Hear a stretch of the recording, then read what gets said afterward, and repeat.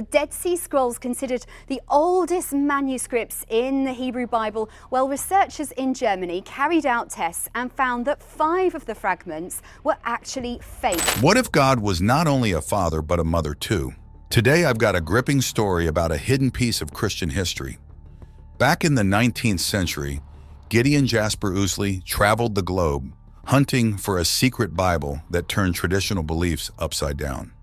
This Bible, known as the Gospel of the Holy 12, introduced God as our Father-Mother, blending male and female into one divine figure. What if this text holds even darker secrets? Join us as we uncover what's really hidden in the Gospel of the Holy 12. The quest for the Gospel of the Holy 12. The early 19th century, a scholar named Gideon Jasper Ouseley, who lived from 1835 to 1906, traveled to remote parts of the world searching for a rare document.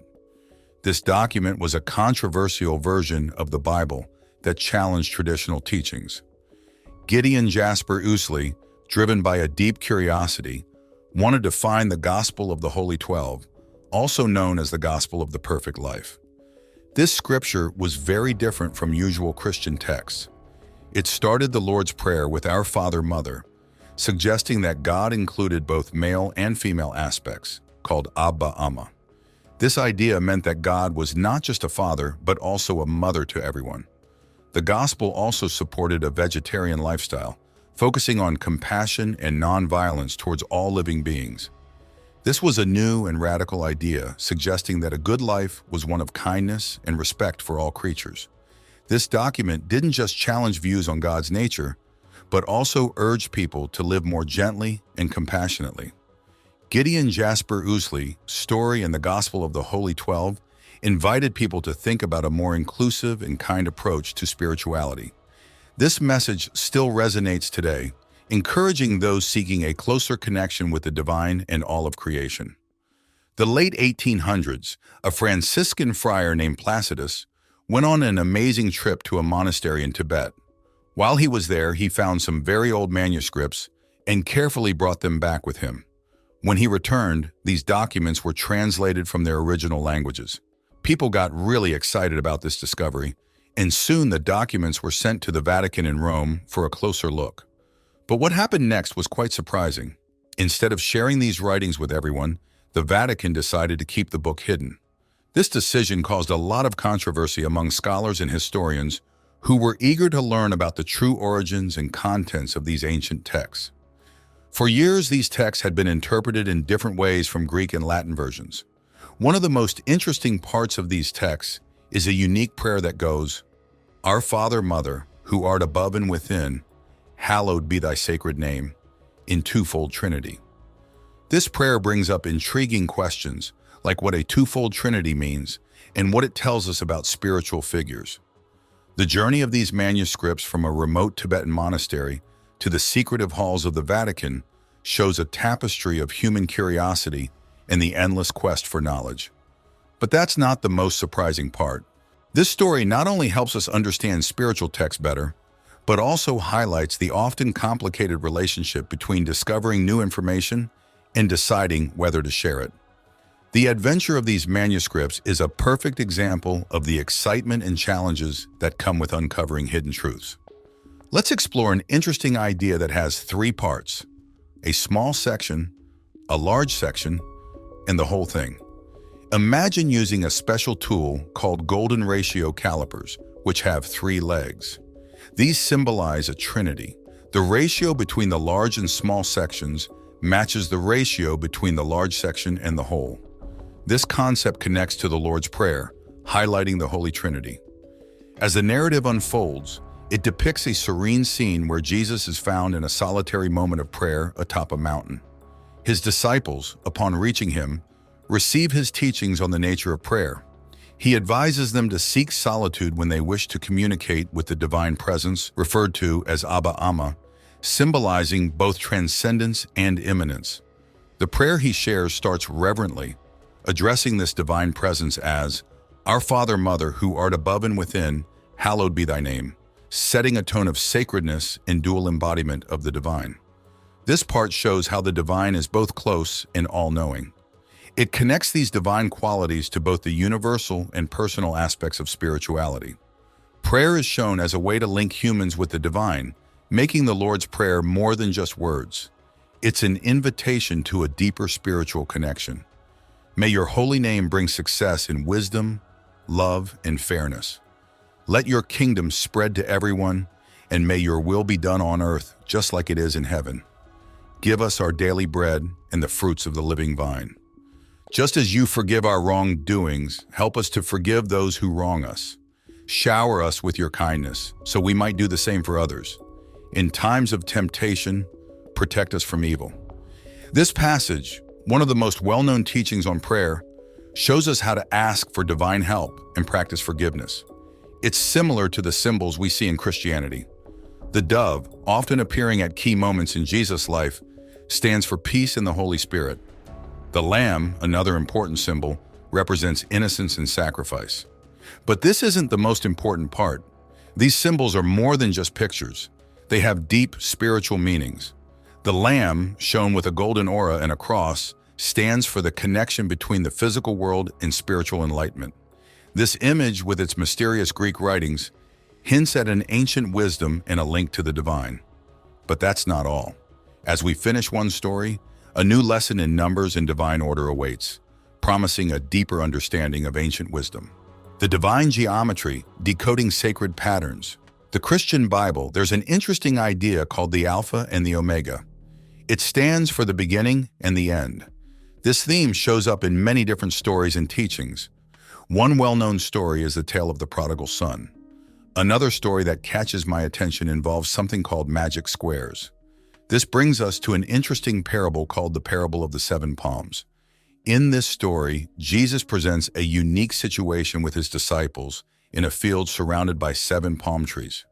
He gives each disciple a number, but at first they don't know what it means. Jesus then asks each disciple to stand in specific spots in the field.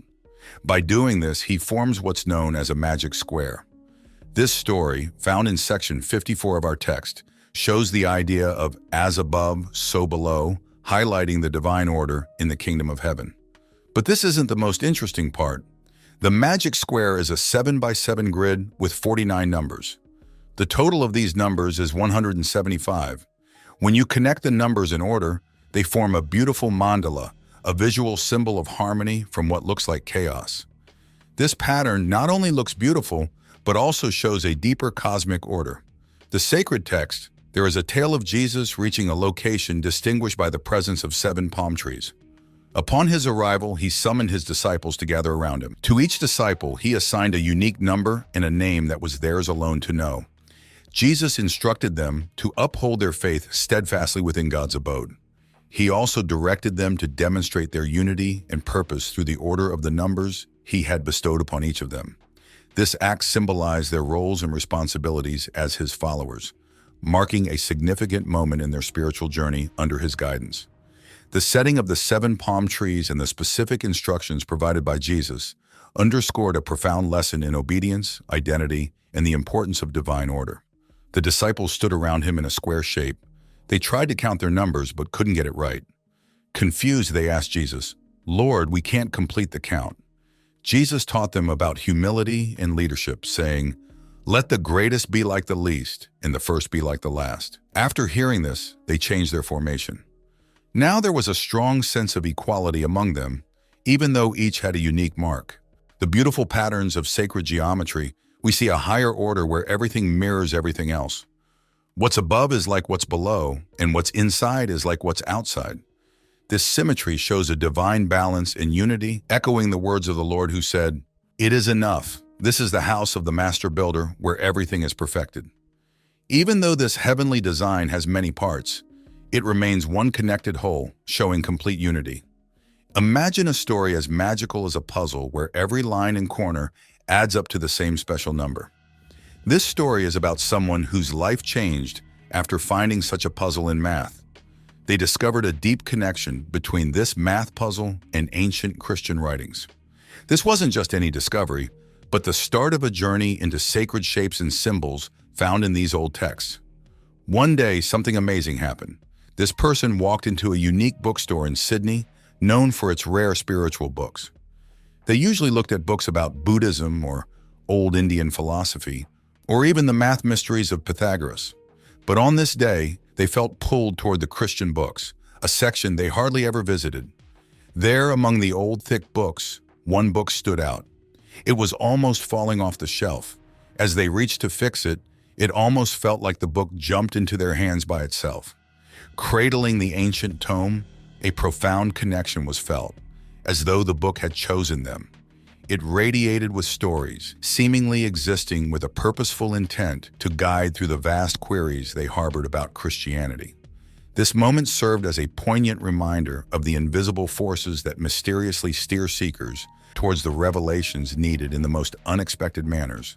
But this wasn't the strangest part. This moment wasn't just about finding a book. It felt like finding a link to something divine. It was a push to explore the spiritual paths that connect us to something bigger than ourselves. This encounter made me think more deeply about life's hidden connections and the unexpected ways we find meaning. New discoveries challenge our beliefs, urging us to rethink the foundations of faith and history. The hidden mysteries of ancient scriptures. What is the real meaning behind the stories of Jesus, Buddha, and Krishna? This question urges us to not just listen to these old teachings, but to dive in and find the connections between them. We have a duty to explore and see how these important lessons fit together like pieces of a puzzle. But here's where it gets even more interesting. All the wisdom we seek is already within us. Sacred geometry isn't just a topic to study. It's a powerful tool to help us understand who we really are. The more we talk about it, the clearer it becomes that we need to embrace all spiritual traditions. These traditions, in their essence, show us that we are all connected. Like a magic square, they remind us that what's above is also below, tying us all together in a shared truth. Since the beginning of time, people have talked and argued about religion. They wonder about the purpose of life and why we are here. With so many different religious beliefs and ideas about our existence, people have lots of different opinions on big questions like who made us and what power they have. These differences often lead to big fights and even wars as people try to defend their religious beliefs. In this look into religious disputes, we'll see how these arguments have shaped history and still affect us today. But this isn't the worst part. As we dig deeper, we'll see just how much religious beliefs can guide, divide, and inspire communities around the world. Understanding these themes helps us see the strong influence religion has on human lives. It shows us how religion can bring people together, but also push them apart. Let's explore these ideas and learn more about the role of religion in our world. A 1,500-year-old Bible has been found, offering a very different version of Christianity's story compared to what most people know. This ancient manuscript found in the Ethnography Museum of Ankara, Turkey, is thought to be between 1,500 to 2,000 years old. Its discovery has sparked a lot of discussions and debates within the Christian community. Christianity, with its many branches, has evolved over the centuries, each developing its own set of beliefs and interpretations of the Bible. Just like any important book, people can understand the Bible in different ways, leading to various teachings. But things get complicated when new information shows up that contradicts the long-accepted stories. This old manuscript includes the Gospel of Barnabas, a text not found in the usual Bible. The story in this gospel shows a very different view of Jesus Christ. Instead of the traditional belief that Jesus was crucified and declared the Son of God, this gospel says he was just a prophet who was taken up to heaven alive, not crucified. But this wasn't the most surprising part. The text also claims that it was Judas Iscariot, not Jesus, who was crucified. This idea challenges the core beliefs of mainstream Christian theology and suggests a completely different historical and religious path. The discovery of this Bible is as dramatic as its contents. It came to light when thieves tried to smuggle this highly valuable artifact across the Mediterranean Sea. The manuscript's value, estimated at over $25 million, comes not just from its age and rarity, but also from the radical changes it could bring to our understanding of Christian history. When we think about Jesus and the respect he deserves, it's important to look at a recent discovery in Bible studies. A new gospel has been found that suggests Jesus might have known about the prophet Muhammad and even expected his arrival. If this idea is accepted, it could change a lot about Christian beliefs and practices. If Christians decide to accept this new gospel, it could transform their understanding of religious history and their beliefs. Churches, especially Christian ones, often pick and choose which stories they include in their teachings. For example, the word homosexual was only added to the Bible in the 1970s, showing how religious texts can change with society. But here's the tricky part. Understanding what Jesus really meant when the Bible was first put together takes a lot of deep study. The way these scriptures are changed to fit modern beliefs often depends on a few church leaders. This shows how flexible religious interpretation can be. The Vatican is very interested in this new discovery. However, it's still unclear if all church leaders and followers will accept or use this new story in their teachings. If they do, it could have big effects on Christian teachings and how Jesus is respected by believers. The way we understand Christianity could change a lot because of some recent discoveries. One big finding is a gospel that has been hidden from people for over 1,500 years. This has made many people curious about what other old documents might still be out there, waiting to be found. A similar situation, the Museum of the Bible in Washington, D.C., is dealing with a surprising problem. This museum has hundreds of religious items on display.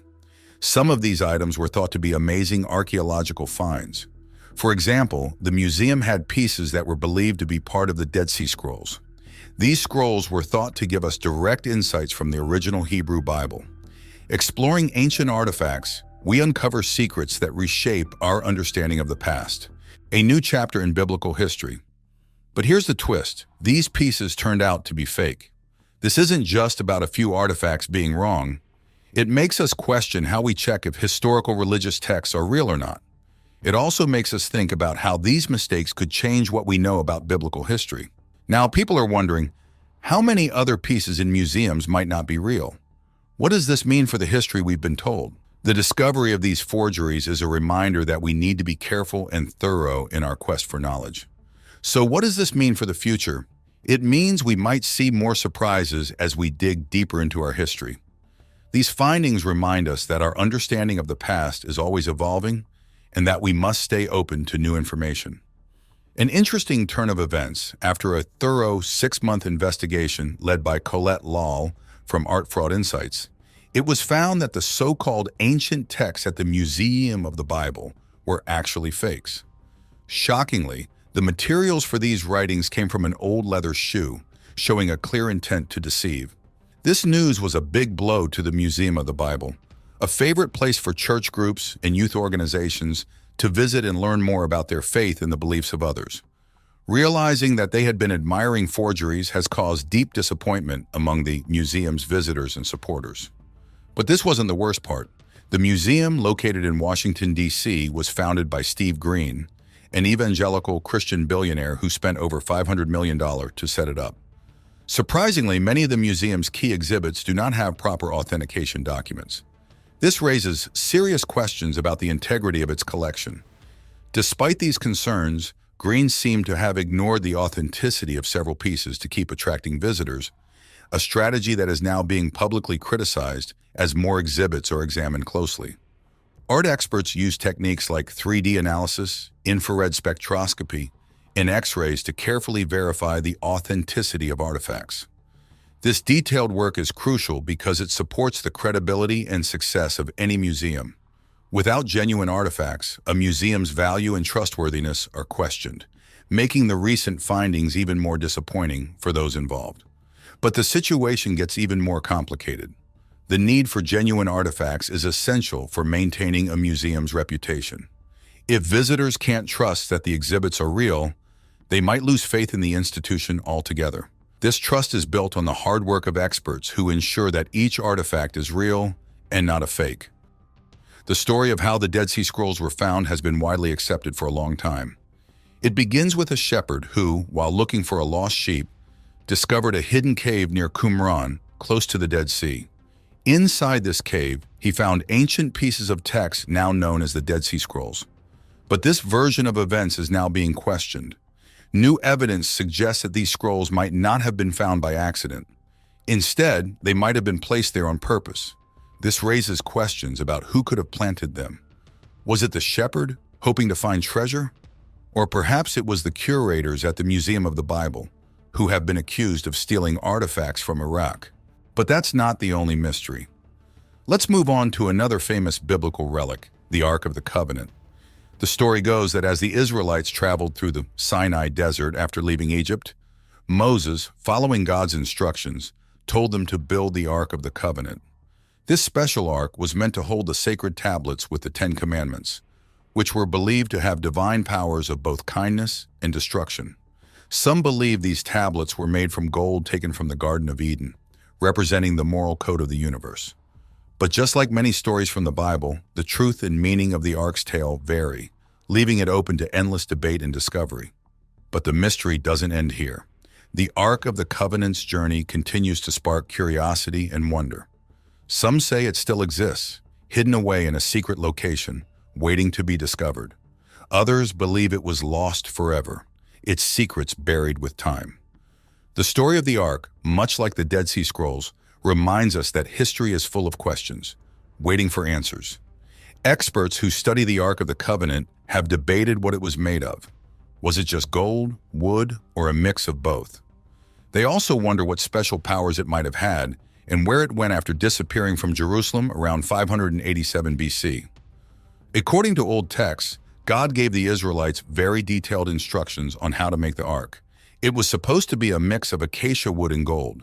The wood was to be 3.75 feet long and 2.25 feet wide, then completely covered in gold inside and out. But that's not all. The design included cherubs, with one placed on the lid of the chest. This cherub had to face a certain way, with its wings stretched out upwards, creating a shadow beneath. Imagine the Israelites during their 40-year journey through the tough desert, making such an elaborate and beautiful item with just acacia wood, gold, and their hands. It's a huge task, even with God's guidance. An ancient relic's power reveals the close ties between faith and history, leading us to deeper truths. The Ark's legendary powers. To make this story easier to understand today, many believe that God chose one person as the main designer of the Ark and gave him the skills needed for this big job. One popular idea about the Ark's use is that the Israelites used it to win battles. This shows not just its religious importance, but also how it was a powerful symbol of God's favor and military strength in ancient stories. But that wasn't the only amazing part. The Ark was more than just a religious object. It was a centerpiece in their journey and their battles, showing how intertwined their faith and daily lives were. This makes us wonder, how did such a small group manage to create and protect something so significant? The mystery of the Ark doesn't end there. Many stories suggest it had special powers that helped the Israelites in various ways. Whether these tales are true or not, they certainly add to the Ark's legendary status. What do you think? How could an object like this impact a whole nation's history? The old stories of Canaan, told in the Hebrew Bible, the Ark of the Covenant had amazing powers. During the long journey through the desert, it was said to control the flow of the Jordan River, making a dry path for its carriers to walk on safely. The Ark not only helped them cross, but also played a big role in helping the Israelites win many battles along their journey.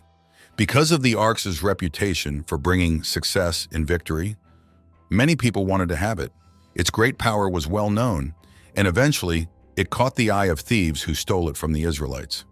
But this wasn't the worst part. The thieves soon became very sick and had to return the Ark quickly. When the Israelites finally settled in Shiloh, the Ark changed hands again. King David got it and later gave it to Solomon, who moved it to Jerusalem. There, it was meant to stay in the temple. But this wasn't the end of the story. Around 2,000 years ago, the Ark mysteriously disappeared. Historians and scholars have debated its fate for a long time, thinking it was likely stolen again because of its great spiritual and cultural value. The Ark of the Covenant, a significant artifact mentioned in ancient texts, is believed to be hidden in Ethiopia at the St. Mary of Zion Cathedral. Here, a monk called the Guardian is the only person allowed near the Ark. Despite many claims, no one has confirmed if this Ark is the one described in the Bible. But this isn't the only theory about the Ark's location.